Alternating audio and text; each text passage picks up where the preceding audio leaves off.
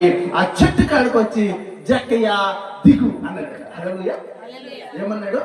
జక్కయ్య దిగు అని చెప్పగానే వెంటనేనట ఆ జక్కయ్యకి ఒక ఆలోచన వచ్చిందట. అరే, యేసయ్య ఎవరు నేను చూడాలనుకుంటున్నాను, అసలు నా పేరు ఆయనకి ఎవరు చెప్పారు, యేసయ్యకి నా పేరు ఎలా తెలుసు అని అతను ఏమయ్యాడు అంటే ఒకంతకు ఆశ్చర్యపోయాడు.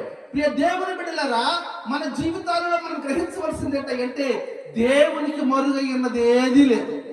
మన ఆశ తెలుసు, మన కోరిక తెలుసు, మన బలహీనత తెలుసు, మన యొక్క ప్రతి పరిస్థితి ఆయనకి తెలుసు.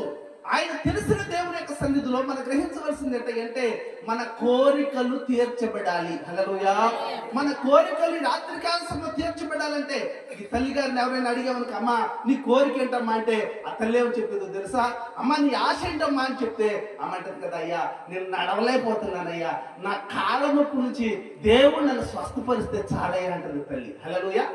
ఇప్పుడు ఇంకొక తల్లిని అడిగామనుకో, అయ్యా ఏం చెప్పనయ్యా, నేను సరిగ్గా చూడలేకపోతున్నానయ్యా, చక్కగా చూపుంటే నాకు చాలయ్యా, యేసయ్య కొంచెం నాకు చూపిస్తే చాలయ్యా అని ఇంకొక తల్లి అంటది.